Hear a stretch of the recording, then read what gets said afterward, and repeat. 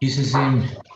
attraction and Namaroko Yuso Simon Lovare. Number 2 Nine the poesy Myanmar ethnic theology team Poeleve Jesu Tinjao Nama Joluvare Atanjaya Lamti Jaya Bare Tatia Nine the friend zone Poli Sonoruye Tengache Lopo Sampai Sia representative for Matolaka Sia Lamun Larno pronunciation will be a little bit hard for me. And then now Sama no more Sama no la Yausi time for ma Chizutine Tomyamaka Snow Kunichare Dima Sia Cheo to be arrangement now become no not option Kunichare Esta ISPCK Esta ne to ye ma pomotologo the cha yausi dying to down period pokuri Kuni Pampur Pukuri Poma Jesuitin Chow, but I'm also Piochimare.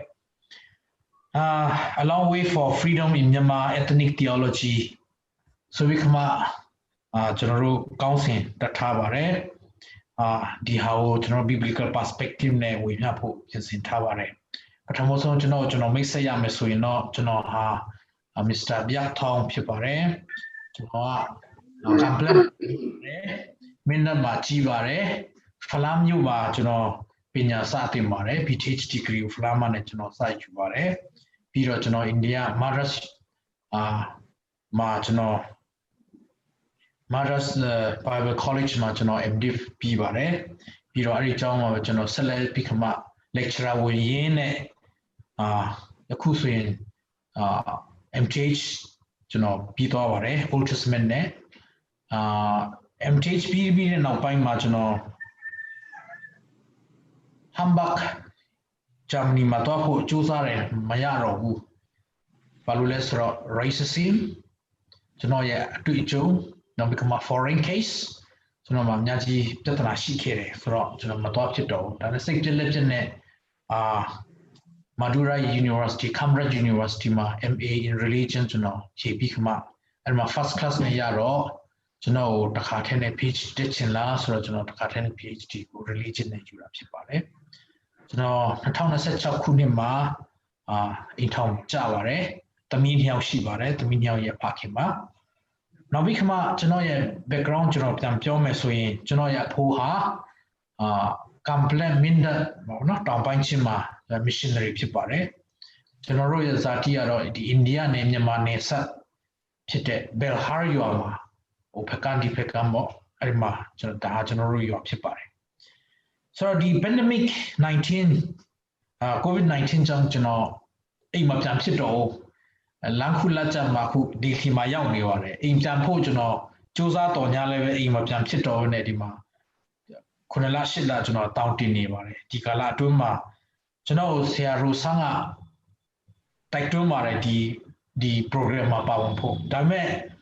chano ye achini chano study resource ya pho book ti ati ya pho mo lwe de kha chalo chano nyin su ke ba na di chain no iwa chano ta nai lo chu sa ba me so bi khama chano sa bi khama di ma won la ra phit pa re pa won la chin phit pa re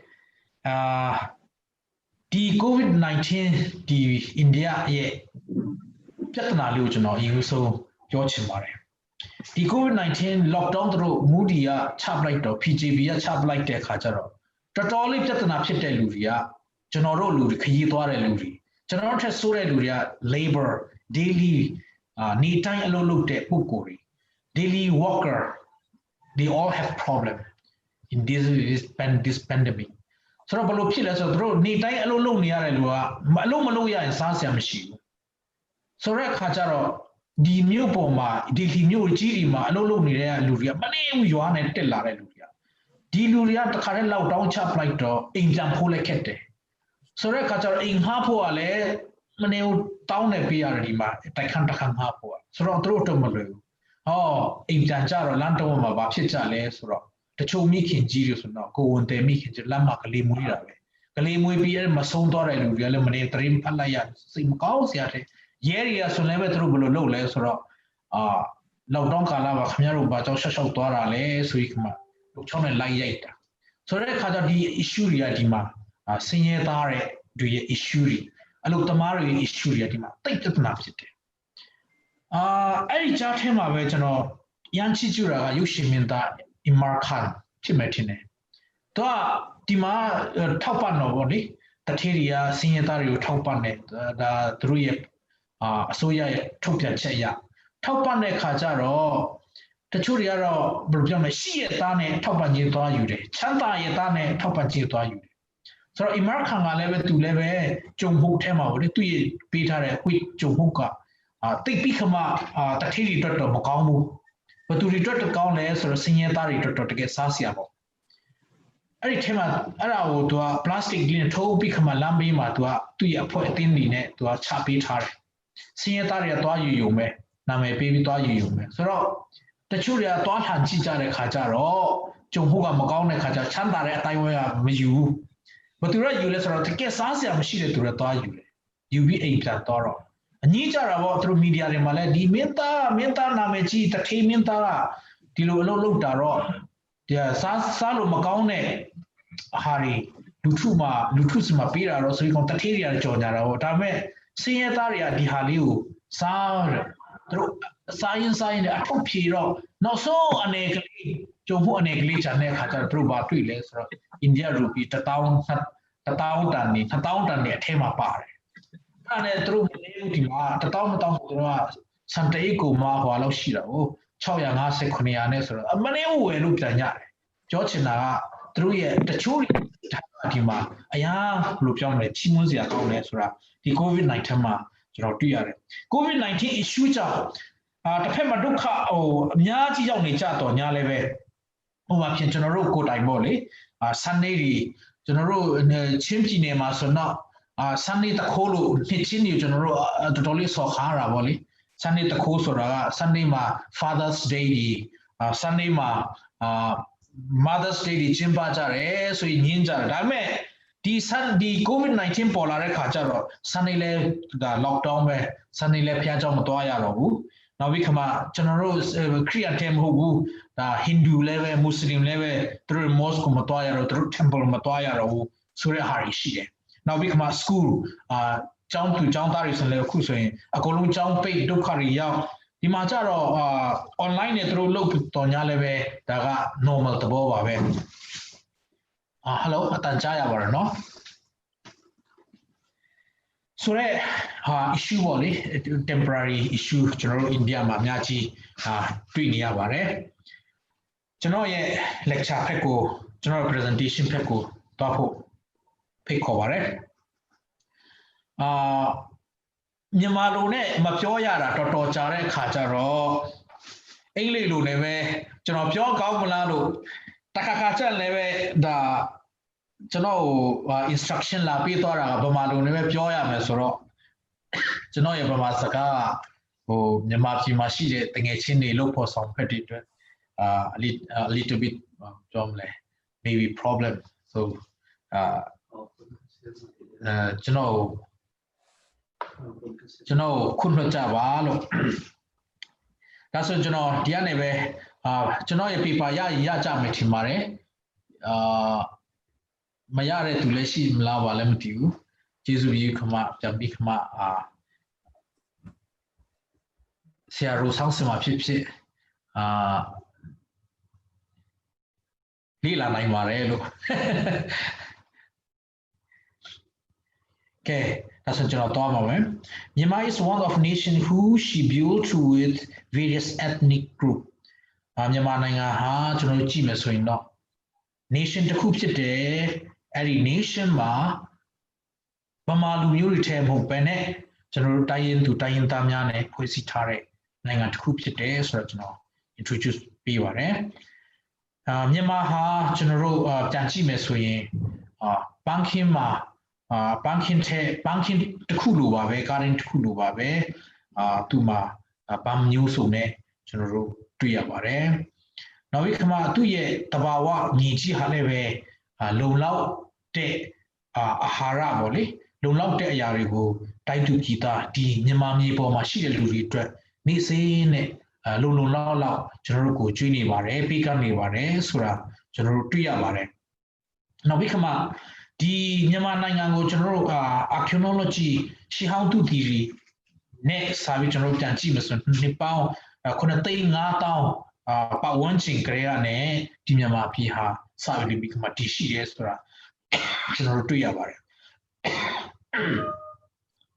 နောက်ပြီးခမမြန်မာနိုင်ငံမှာကျွန်တော်ကြည့်မယ်ဆိုရင်တိုင်းသူတိုင်းရင်းသား135ဖွဲ့ရှိပါတယ်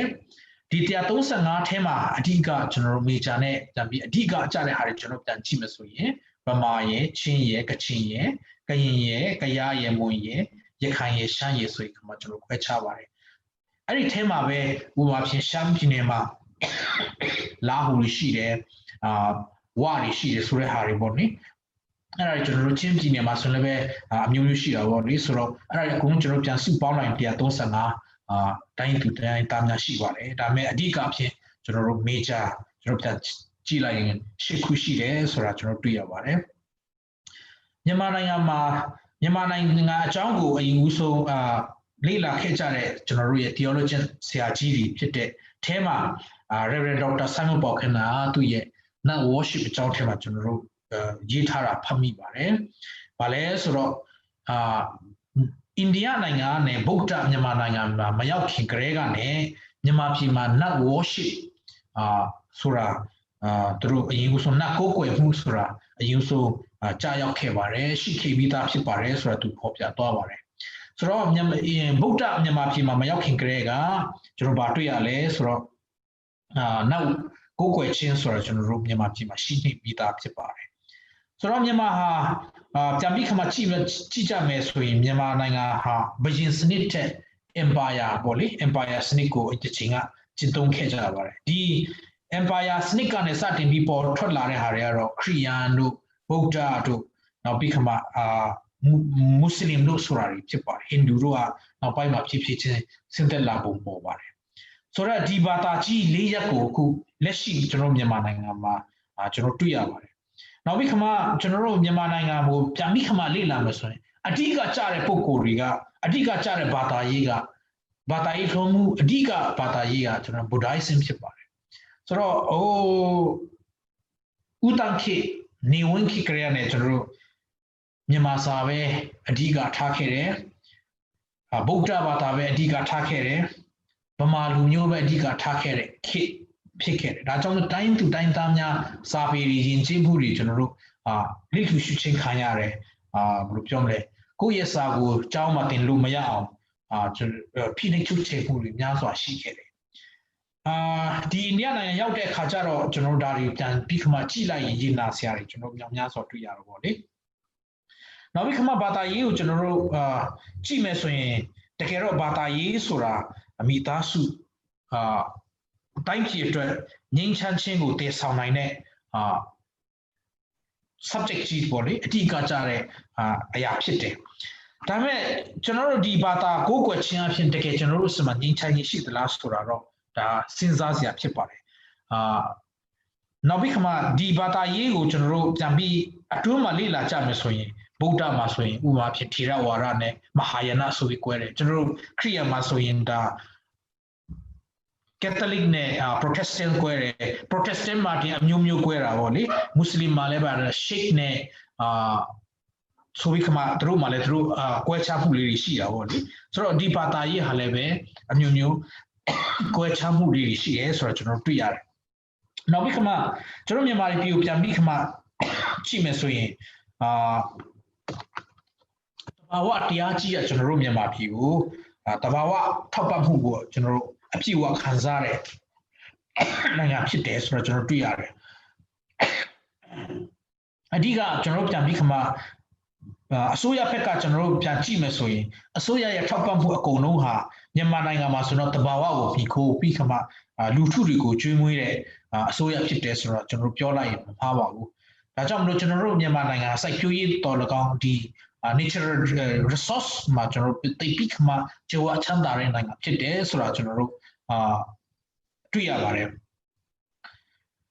ဒါပေမဲ့ကျွန်တော်တိုင်းရင်းသားတွေကတိတ်ပြီးခမှယိုးသားတယ်ကျွန်တော်ယိုးသားတဲ့အချစ်ပေါ်မှာဒီဗမာတွေကကျွန်တော်တို့ကိုလိန်ကြတယ်ညာကြတယ်ဗမာတွေဆိုတဲ့ချိန်မှာဗမာအကုန်လုံးပြောချင်တာမဟုတ်ပဲနဲ့ဗမာတွေးပါတဲ့တော်တော်များများကဒါပေမဲ့ဒီဟာကဘယ်လာကလေးဆိုရင်ကျွန်တော်ကြားဖူးခဲ့တဲ့အတိုင်းမှာပဲဗမာဆရာကကလားဆိုပြီးခါမှသူတို့ပြောခဲ့ကြတာပေါ့လေဆိုတော့ဒီကလားတိုင်းပြည်မှာကမြန်မာပြည်မှာသူတို့လိန်နေညာတယ်ဆိုတာမြန်မာပြည်ရဲ့လိန်နဲ့ညာတဲ့ဟာနဲ့ဒီကလားတိုင်းပြည်ရဲ့လိန်နဲ့ညာတဲ့ကျွန်တော်နှိုင်းရှင်လိုက်ရင်မြန်မာပြည်ရဲ့လိန်နဲ့ညာတဲ့ဟာတွေကဘာမှပြောစရာမရှိသလောက်ဖြစ်နေတယ်ဒီမှာတိတ်ပြီးခမှလိန်နေစိတ်ဖြစ်စရာကောင်းအောင်ကိုလိန်နေကျွန်တော်မြန်မာနိုင်ငံကတစ်ဖက်မှာတရုတ်နိုင်ငံကွန်မြူနစ်တစ်ဖက်မှာကမ္ဘာမှာတိတ်ပြီးနာမယ်ကြီးတဲ့ဒီမိုကရေစီတိုင်းပြည်တစ်ခုကြားမှာကျွန်တော်တို့အသက်ရှင်နေရတဲ့နိုင်ငံဖြစ်တဲ့ခါကျတော့တစ်ဖက်ကိုပြန်ကြည့်လိုက်ရင်တစ်ဖက်တရုတ်နိုင်ငံမှာတော့တိုင်းပြည်အစိုးရကြီးကတိတ်ပြီးကောတိတ်ပြီးကျော်ဝချမ်းသာနေကြတယ်လူထုစီမပိုက်ဆံများကြီးထားနေပြီမဲ့လူထုကိုလွတ်လွတ်လပ်လပ်ဘယ်လိုပြောမလဲပေးချင်းဆိုတာကျွန်တော်သိမတွေ့ရဘူး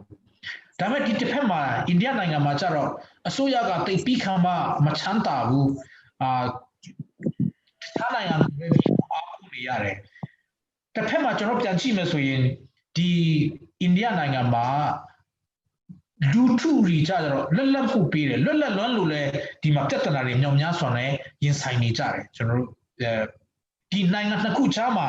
အသက်ရှင်နေရတယ်ကျွန်တော်မြန်မာပြည်အကြောင်းကိုပြန်ပြီးခါမှလေ့လာသုံးသပ်ကြမယ်ဆိုရင်ဝမ်းမြောက်စရာဝမ်းသာစရာတစ်ဖက်မှာရှိတယ်လို့ဝမ်းနည်းစရာတွေလည်းမျိုးမျိုးရှိတာပေါ့လေချင်းညာချင်းကြားမှာကောက်ကျစင်းလဲချင်းကြားမှာကျွန်တော်အသက်ရှင်နေရတယ်သူကျွန်တော်ရိုးသားတဲ့တိုင်းရင်းသားတွေဆိုတော့အချိန်ကြီးအလိန်ခံနေရတာပဲအခုဒီမိုကရေစီပေါ်ထွန်းလာတဲ့ခါကျတော့ဒီမိုကရေစီတကယ်ရသလားဆိုတာလည်းမဟုတ်ဘူးဒီမိုကရေစီလမ်းကြောင်းပေါ်ကျွန်တော်ရောက်နေကြတယ်ကျွန်တော်တို့လူမျိုးတွေဘယ်လောက်ထိကျွန်တော်တို့လွတ်လပ်မှုကိုရအောင်မလဲဘယ်ချိန်ထိဘယ်တိုင်းတာထိ how far are we going to get really freedom ကျွန်တော်ဘယ်လောက်ထိဘယ်ချိန်မှာကျွန်တော်တို့ဒီမိုကရေစီရမလဲဆိုတာကျွန်တော်တို့ပြောလို့မရပါဘူးမတိချသေးပါဘူး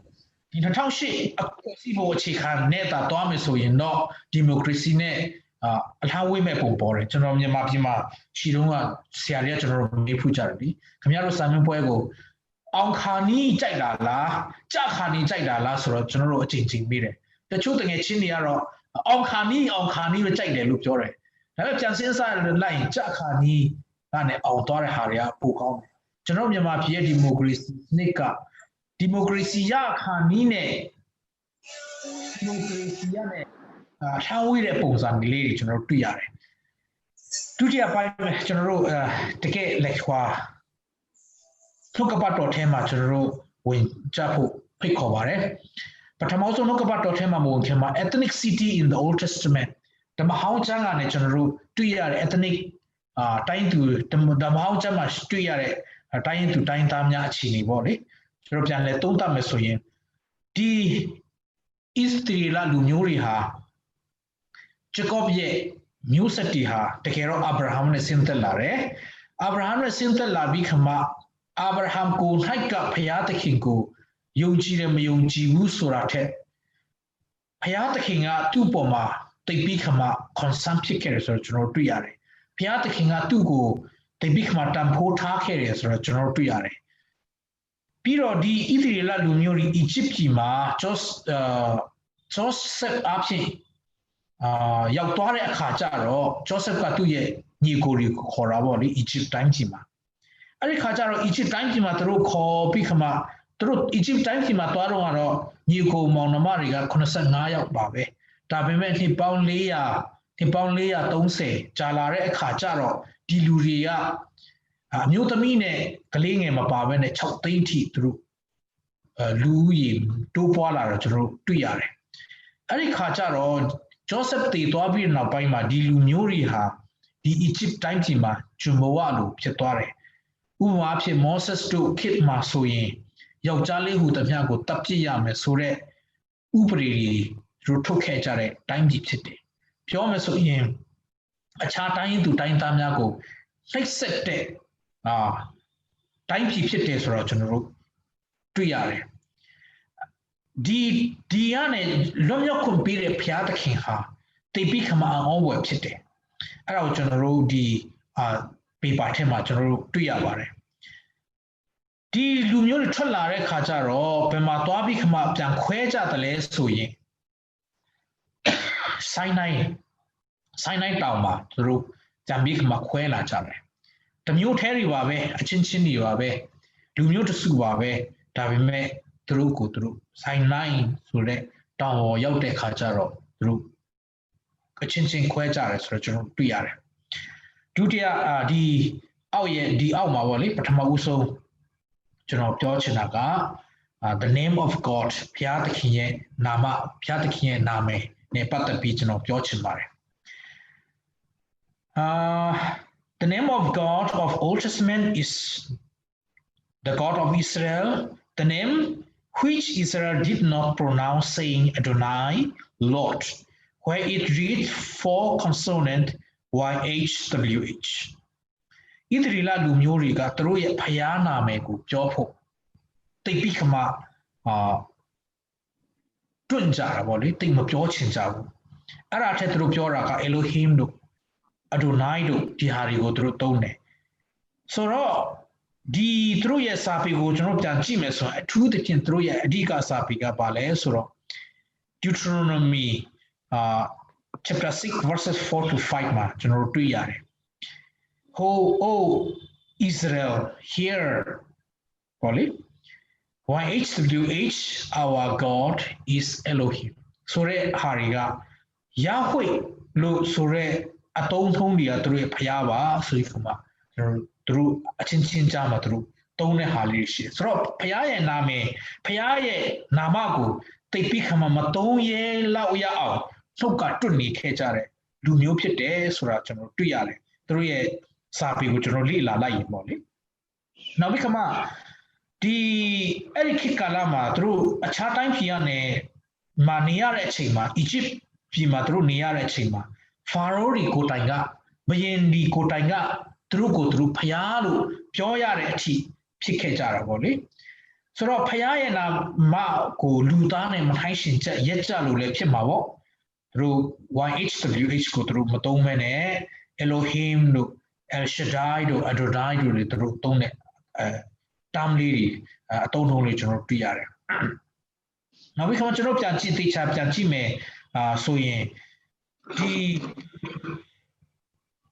စကလုံးလေးတွေဟာဒီ YHWH ဟာဒီ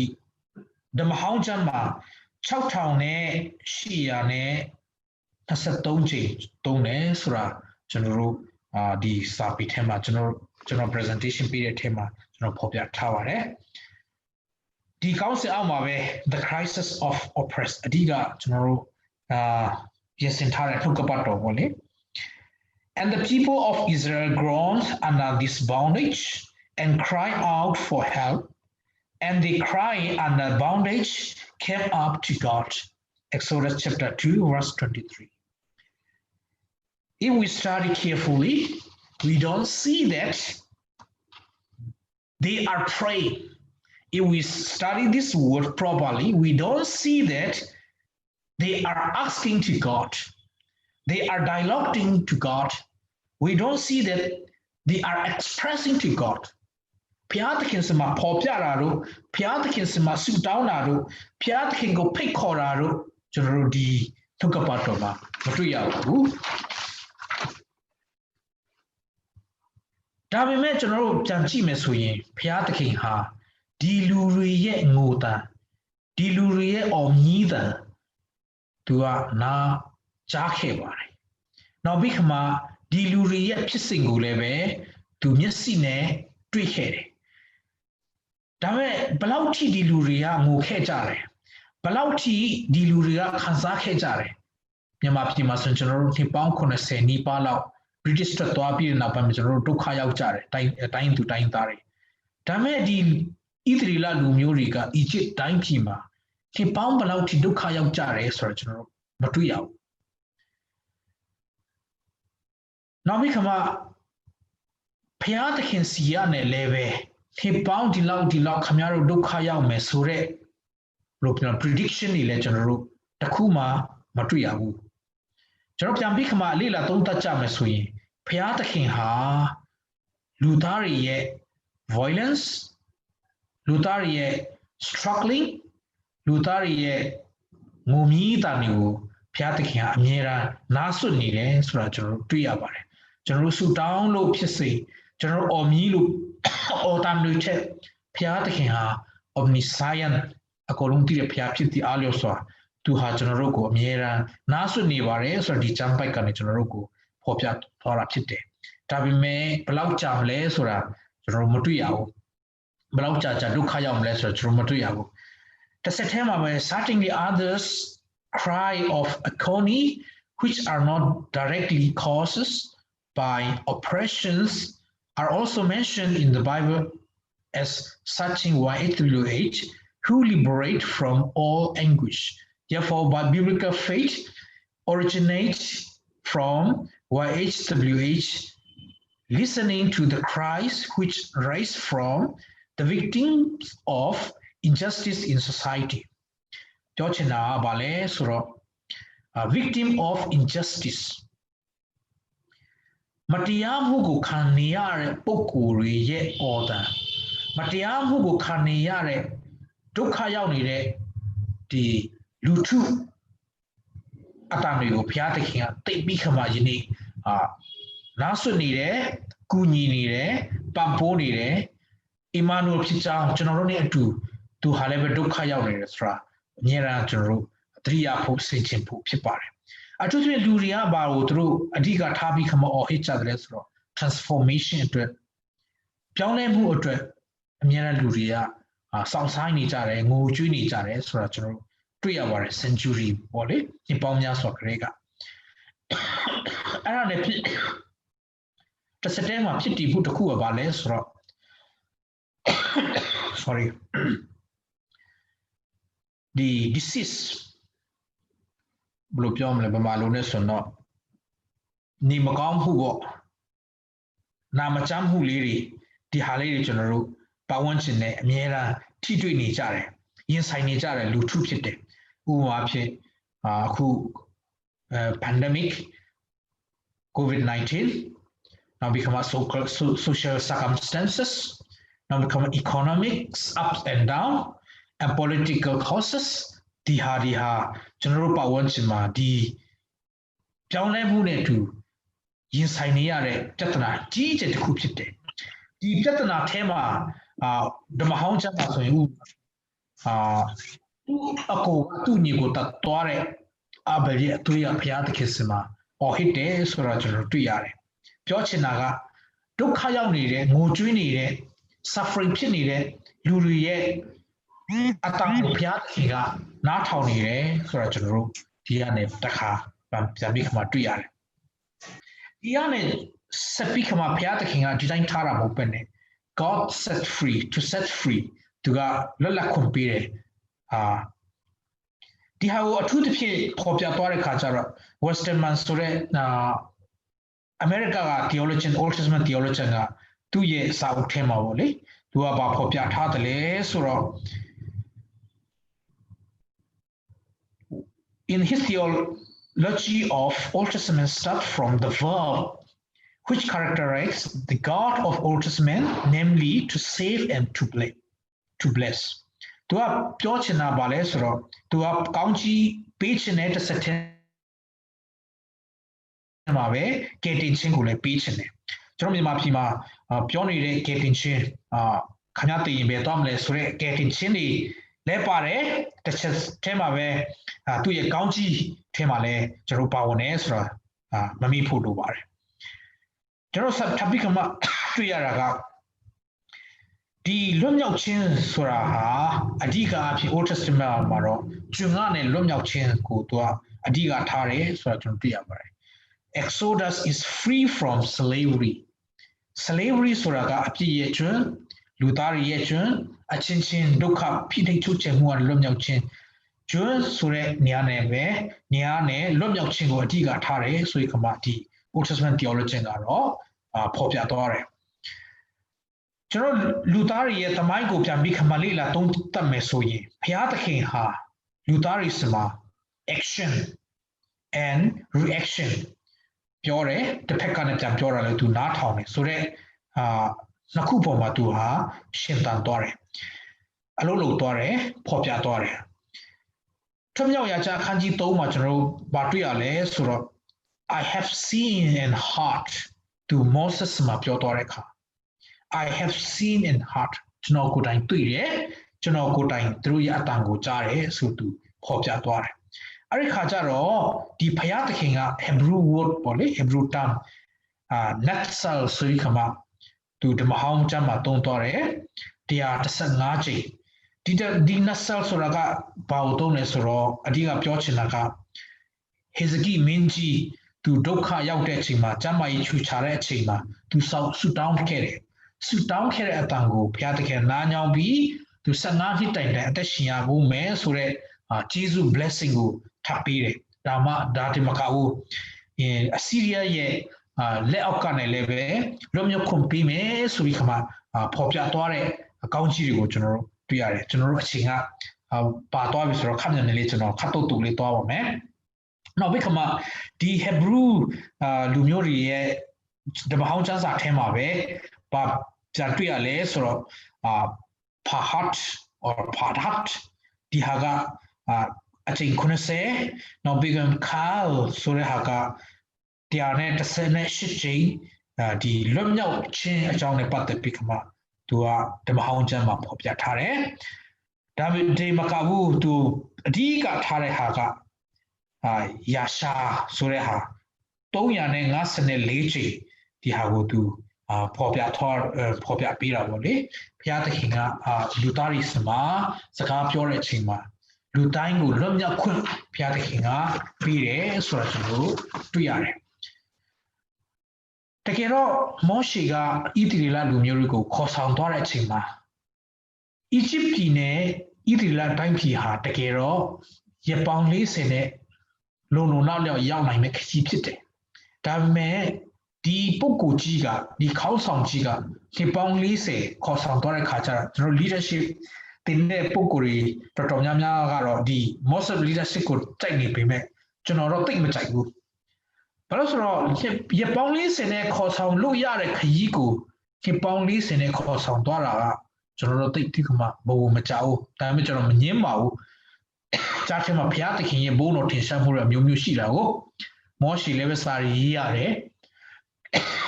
နောက်ပြီးခါမှဣသရေလလူမျိုးလည်းဘုရားနဲ့ထိတွေ့ကြတယ်ဘလို့အသက်ရှင်ရမယ်ဆိုတော့ ethic တွေလည်းဒီလမ်းမှာပဲသင်ခဲ့ကြရတယ်ဆိုတော့ဒီလမ်းကြောင်းမှာနှစ်ပေါင်း40ကြာမှာတို့ရဲ့လှုပ်ဆောင်မှုလေးတွေ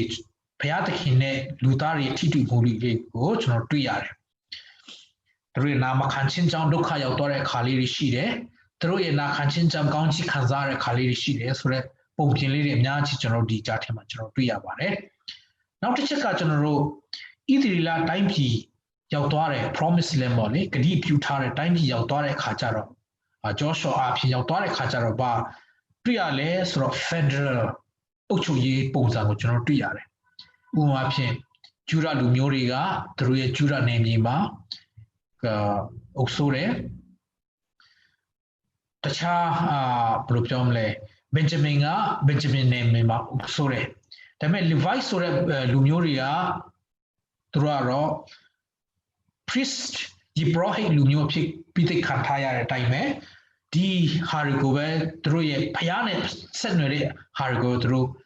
စပီးခမလို့လုပ်သွားတယ်ဆိုတော့ကျွန်တော်တွေ့ရတယ်နောက်တစ်ချက်ကဒီကြားထဲမှာဒီဂျောဆက်ရဲ့တားနှစ်ယောက်ပေါ့လေသူတို့လည်းပဲအယက်ရခံထားတဲ့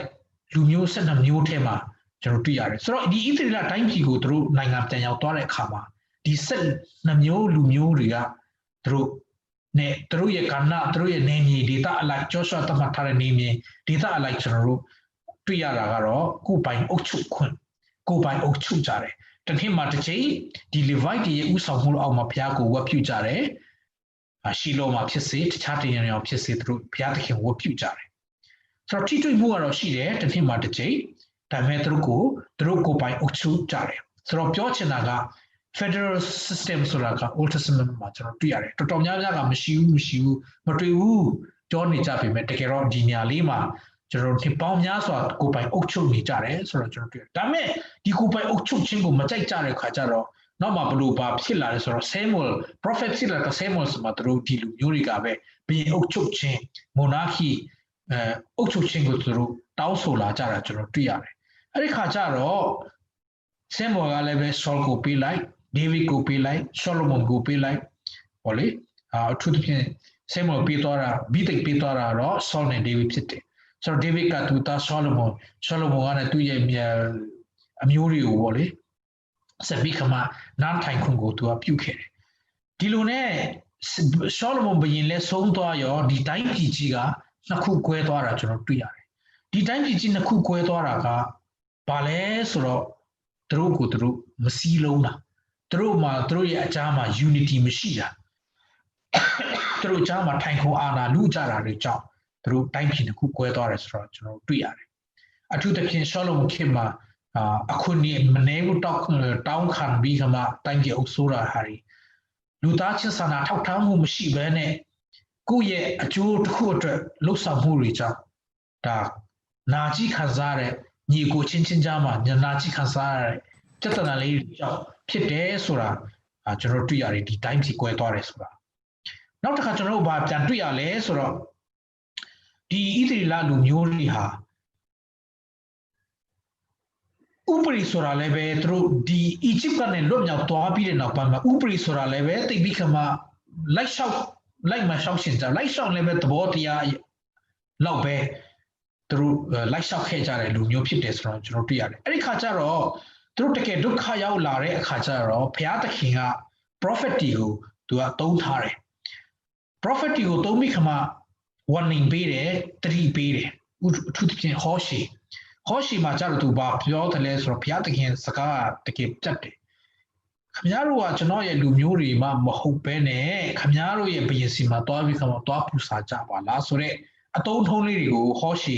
အခန်းကြီး73အခန်းငယ်910ကျမ်းမှာကျွန်တော်ကြည့်လိုက်ရင်ကျွန်တော်တွေ့ရတယ်ဘုရားသခင်ကိုယ်တိုင်က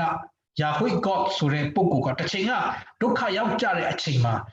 ဒုက္ခရောက်တဲ့လူမျိုးတွေရဲ့အော်တန်ကိုကြားခဲ့ရတဲ့မြင်ခဲ့ရတဲ့ဘုရားကိုယ်တိုင်ကဒီလူမျိုးတွေကိုဒီအချိန်မှာကြတော့ပြန်ပြီးခမခင်ဗျားတို့ဟာကျွန်တော်နဲ့မဆိုင်ဘူးဆိုတဲ့အတုံးနှုံးလေးတွေကိုကျွန်တော်တို့ပြန်ပြီးခမဒီနေရာမှာပြန်တွေ့ရတယ်နောက်ပိုင်းကျတော့ဒီလူမျိုးတွေကတကယ်ကွဲသွားပြီးတဲ့နောက်ပိုင်းမှာBC 922ပတ်ဝန်းကျင်မှာအစီးရီးယားလူမျိုးတွေကဒီလူမျိုးတွေကိုသိမ်းပလိုက်တာပဲနောက်တစ်မျိုးကြံသေးတဲ့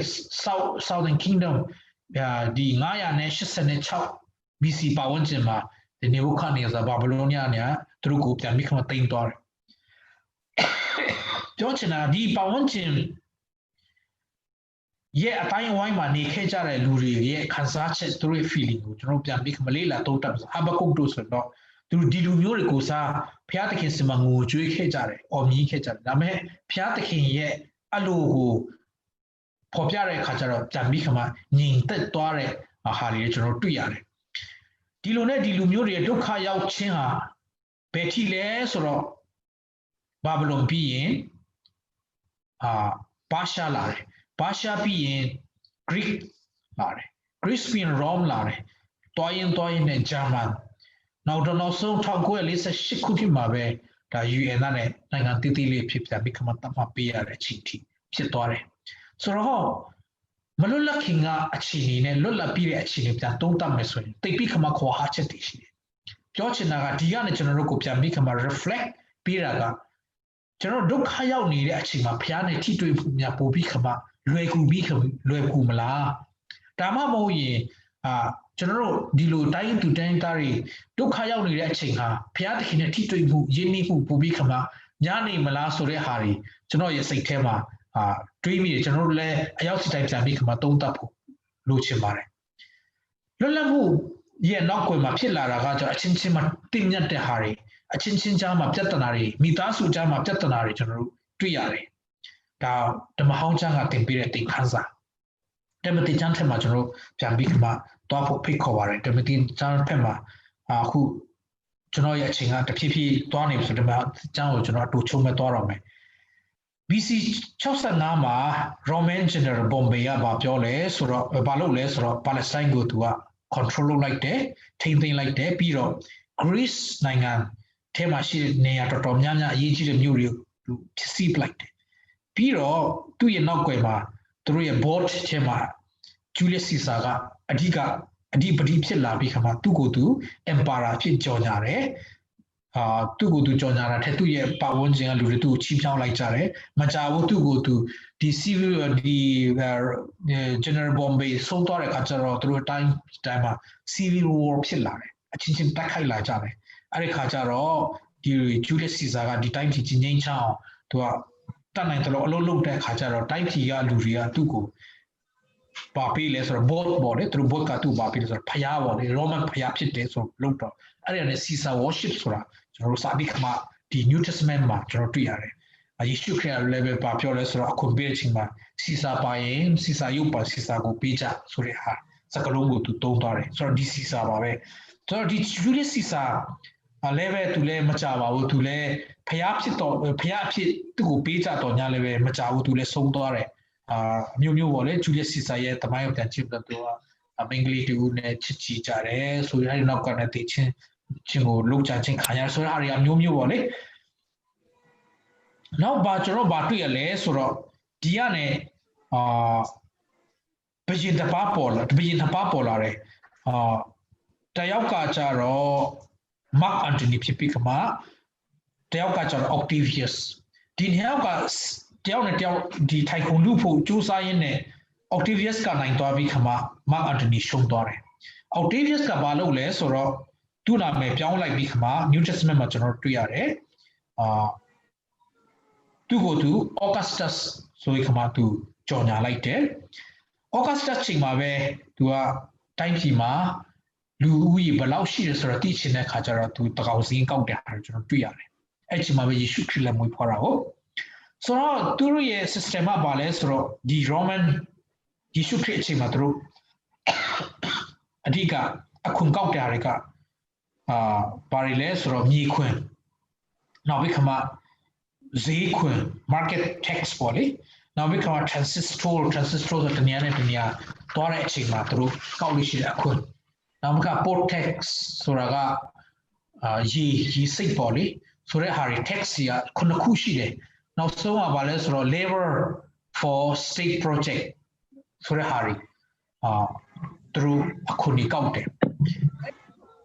ရောမလူမျိုးတွေကဘယ်လိုကျင့်သုံးတယ်လဲဆိုတော့ဘယ်လိုပြောမလဲသူတို့တိုင်းပြည်ကိုသူတို့လော်လေကူနဲ့အုပ်ချုပ်လို့ရအောင်သူနဲ့ပတ်ဝန်းကျင်နဲ့သူအုပ်ချုပ်လို့ရအောင်ဆိုတော့ Herod the Great Herod Antipas ကိုသူရဲ့ဒီ Palestine နဲ့ပြည်နေမြေမှာအုပ်ချုပ်ခွင့်ပြုတယ်တခြားနေရာမှာတခြားဘယင်ပေါ့လေဘယင်ဒီတော်များဆိုအုပ်ချုပ်ခွင့်ပေးတယ်ဆိုတော့ဒီ Herod Antipas ကဘာလုပ်လဲဆိုတော့လူထုတွေကနေသူ့ကိုကြီးညိုအောင်လေးစားအောင်ပေါ့လေသူတို့ရဲ့အခွန်ကနေဒီလူထုတွေရဲ့လမ်းနေလူထုတွေအကျိုးဆောင်ကိုသူကတိတ်ပြီးခါမှဥစားပေးတယ်လူထုတွေလည်းသူမဲရအဲ့ဒီဒါတင်မကောက်ဒီ Roman တွေကဘာလုပ်လဲဆိုတော့ဒီအထူးသဖြင့်ဒီ Palestine လူမျိုးတွေကြားမှာဒီဣသရေလလူတွေကြားမှာဒီဘာသာရေးခေါင်းဆောင်တွေကိုသူတို့အဓိကခံခွဲထားတယ်ဘာသာရေးခေါင်းဆောင်တွေဆိုရင်ဘယ်လောက်ထိအကျိုးခေါ်ဆိုတော့ Roman citizenship ရောမရဲ့ဖတ်ပုံတင်ခြင်းကိုလည်းပဲခံစားရတဲ့အထိသူတို့လုပ်ပေးထားတယ်ဆိုတော့ဒီအကျိုးအမြတ်ကိုဒီရောမလူမျိုးတွေအကျိုးအမြတ်ကိုတကယ်ခံစားဒီရောမလူမျိုးလုပ်ပေးထားတဲ့အကျိုးအမြတ်ထဲမှာအထူးသဖြင့်ဘာသာရေးခေါင်းဆောင်ကြီးတွေလည်းပဲတကယ်ခံစားခဲ့ရတယ်ဆိုတော့ကျွန်တော်တို့တွေ့ရတယ်အဲ့ဒါကြောင့်ပဲ John the Baptist ကဘာပြောလဲဆိုတော့ယေရှုခရစ်ရဲ့အကိုပေါ့လေယေရှုခရစ်တော်ဝန်ကိုအကိုဘာပြောလဲဆိုတော့ခင်ဗျားတို့မွေဆိုးရီဆိုတဲ့ဟာတွေကျွန်တော်တို့ဆဲဆိုတဲ့အတန်လေးကျွန်တော်တွေ့ရတယ်ဒီလူမျိုးတွေဒီဘာသာရေးခေါင်းဆောင်တွေကိုထိုက်ကကိုမှကျွန်တော်တို့ရဲ့ကယ်တင်ရှင်ယေရှုခရစ်ကိုတပ်ဖြတ်ဖို့ဝန်မလေးကြဘူးကြောင်းမစတော့ကျွန်တော်တို့ mediator ကိုတပ်ဖြတ်ဖို့ဝန်မလေးကြဘူးဆိုတော့ကျွန်တော်တို့တွေ့ရတယ်အဲ့ဒါကြောင့်လည်းသူတို့တတ်သွားကြတာယေရှုခရစ်ကိုတတ်သွားကြတာကျွန်တော်အချုံပြီးခါနောက်ဆုံးပိုင်းမှာကျွန်တော်ကြည့်မယ်ဆိုရင် we the ethnic suffer together in Myanmar after independence from British ပြည်တဲ့နောက်ပိုင်းမှာကျွန်တော်တို့ရဲ့ကိုယ်ပိုင်အုပ်ချုပ်ခွင့်လေးတွေကပျောက်ဆုံးကုန်ကြတာပေါ့လေဒီဣသရေလလူမျိုးတွေလိုပါပဲ Myanmar military is around us to follow military chanter rules to have peace. Myanmar military ကတော့ကျွန်တော်တို့ရဲ့ပတ်ဝန်းကျင်မှာစစ်တပ်ကိုတုံးပြီးခါမှငြိမ်းချမ်းရေးပေါ်ထုတ်ဖို့ကြိုးစားနေကြတယ်။ဒါပေမဲ့သူ့ရဲ့ the result is the armed fighters are coming up from every ethnic group with different aim and objective. စကလုံးမှားလေးတွေရှိမယ်ကျေးဇူးပြီးခါမှပြန်ပြီးခါမှပြင်ဆင်ပေးကြပါဆိုတော့ကျွန်တော်တို့ပတ်ဝန်းကျင်မှာပြောပြန်ကြည့်မယ်ဆိုရင်ဒီစစ်အစိုးရအဖြစ်စစ်လက်နက်အဖြစ်လက်နက်အဖြစ်ငြိမ်းချမ်းရေးပေါ်ဆောင်ဖို့ကြိုးစားနေတော့ညာလည်းပဲအတွင်းမှာပါတယ်ပို့ပြီးခါမှတွေ့ရလဲဆိုတော့ arm fighting လက်နက်ကင်အစုအပြုံလိုက်ကျွန်တော်တို့ပြန်ပြီးခါမှမြန်မာပြည်မှာတွေ့ရတယ်ကချင်အဖြစ်တော်လကောင်ကျော်ချင်းအဖြစ်တော်လကောင်ရှားအဖြစ်တော်လကောင်ဝါအဖြစ်တော်လကောင်နေရာတိုင်းမှာလက်နက်ကင်ခုရခိုင်အဖြစ်တော်လကောင်လက်နက်ကင်ကြီးတွေကျွန်တော်တို့ညများစွာပေါ်ထွက်လာတယ်ဆိုတော့ငြိမ်းချမ်းခြင်းဆိုတော့ကျွန်တော်တိုင်းပြည်မှာတကယ်ရှိသလားဆိုတဲ့ဟာလေး question mark ဖြစ်လာတယ်ဒါတင်မကဘူးကျွန်တော်တို့ရဲ့ကျမ်းမာရေးတိတ်ပြီးခါမှပြဿနာဖြစ်လာတယ်ယေရှုခရစ်ချိန်မှာလည်းပဲဒီ Roman army ကိုနေရာတစ်ခါတည်းမှာတုံးတဲ့အခါကျတော့စစ်တပ်ကိုတွေ့ပြီးခါမှကြောက်သွားတယ်ကြောက်ရတယ်ဘယ်လိုပြောမလဲစိတ်ပိုင်းဆိုင်ရာ mental disorder တွေအများကြီးကျွန်တော်တွေ့ရတယ်ဒါကြောင့်မလို့တချို့စီဆိုတော့နတ်ဆွဲဒါတဲ့ mental disorder တွေညောင်များဆိုကျွန်တော်ယေရှုခရစ်ကလည်းပဲကျမ်းမာခွန်ပြရဆိုကျွန်တော်မြင်ရတယ်ကျွန်တော်တိုက်ပြည်မှာလည်းပဲ mental disorder တွေတနည်းပြီးတနည်းများလာကျွန်တော်သိရတယ်နောက်ပြီးခါမှ education system မှာလည်းပဲမြန်မာပြည် education system ကျွန်တော် website ကိုကြည့်လိုက်သိပြီးခါမှ one ဆရာကောင်းတယ်ကျွန်တော်တို့ကိုယ်တိုင်လည်းပဲခန်းစားခဲ့ရတယ်နောက်ပြီးခါမှကျွန်တော်တို့ရဲ့ development ကျွန်တော်တိုင်းပြည် development ကတစ်ဖက်မှာ communist တိုင်းပြည်ကြားတစ်ဖက်မှာ democracy တိုင်းပြည်ကြားမှာနေတော့လည်းပဲကျွန်တော်မျိုးတို့ရဲ့ development တိုင်းပြည် development ကလုံးဝမရှိသလောက်ဖြစ်နေတယ်နောက်ပြီးခါမှကျွန်တော်တိုင်းပြည်နေရာတိုင်းမှာစားစရာမရှိတောက်စရာမရှိစားစရာမရှိပုဂ္ဂိုလ်တွေညောင်များစွာရှိတယ်အထူးသဖြင့်ကျွန်တော်ချင်းပြည်နယ်မှာဆိုတော့53%လောက်ကဆင်းရဲသားတွေပဲစားစရာမရှိပုဂ္ဂိုလ်တွေပေါ့လေအဲ့လောက်ထိဒုက္ခရောက်ရတယ်အဲကြောင့်လည်းပဲတခြားနေရာမှာတွားပြီးခါမှ refugee တွေလုံနေရတာပေါ့လေဒုက္ခတွေဖြစ်နေကြတယ်ကျွန်တော်ထဲမဟုတ်ပါဘူးကရင်ကျွန်တော်ရဲ့ညီကိုကရင်ဒီကြားထဲမှာလည်းကျွန်တော်တွေ့ရတယ်ဆိုတော့ကျွန်တော်ရဲ့ policy ဒီဟာကိုပြန်ပြီးခါမှပြန်သုံးသပ်စေချင်ပါတယ်2008ဥပဒေသူတို့အစိုးရကဆွဲတယ်ဒီအစိုးရဆွဲတဲ့ဥပဒေဟာနိုင်ငံတကာမှာကျွန်တော်ပြန်သုံးသပ်လိုက်ကျွန်တော်ဒီပတ်ဝန်းကျင်ကျွန်တော်ရဲ့အတိုင်းဝိုင်းဒီအိန္ဒိယအတိုင်းဝိုင်းကျွန်တော်နေတဲ့ပတ်ဝန်းကျင် MLA MP တွေကိုကျွန်တော်မေးတဲ့အခါကျတော့ရည်စရာပေါ့လေသူတို့အတွက်ကတော့အဲ့ဒါတော့ခင်ဗျားတို့ဘယ်တော့မှဒီပုံနည်းနဲ့တော့ဒီမိုကရေစီဖြစ်လာမှာမဟုတ်ဘူးဒီဥပဒေနဲ့တော့သူတို့ကျွန်တော်ကိုပြောကြတယ်ဘာလို့ဆိုတော့ကျွန်တော်ခုနစကားပြင်ရင်ခံထားတယ်လို့ပဲခါနီးနဲ့ခါနီးဆိုတာအောင်ခါနီးကြခါနီးဆိုတာတိတ်ပြီးခါမှစကားပြောတယ်ဆိုတော့ကျွန်တော်တို့ရဲ့လမ်းကြောင်းဟာပြန်ပြီးခါမှမြန်မာပြည်ရဲ့လမ်းကြောင်းဟာပြန်ပြီးခါမှတုံးတက်ဖို့လိုတယ်ကျွန်တော်ဒီမိုကရေစီရခါနီးနဲ့မရတော့ဘူးဒီမိုကရေစီမရခါနီးနဲ့ရသွားတဲ့ဟာလေးတွေဆိုတော့အတုံးဟောဘယ်လိုပြောလဲစဉ်းစားစရာလေးတွေပြန်ပြီးခါမှ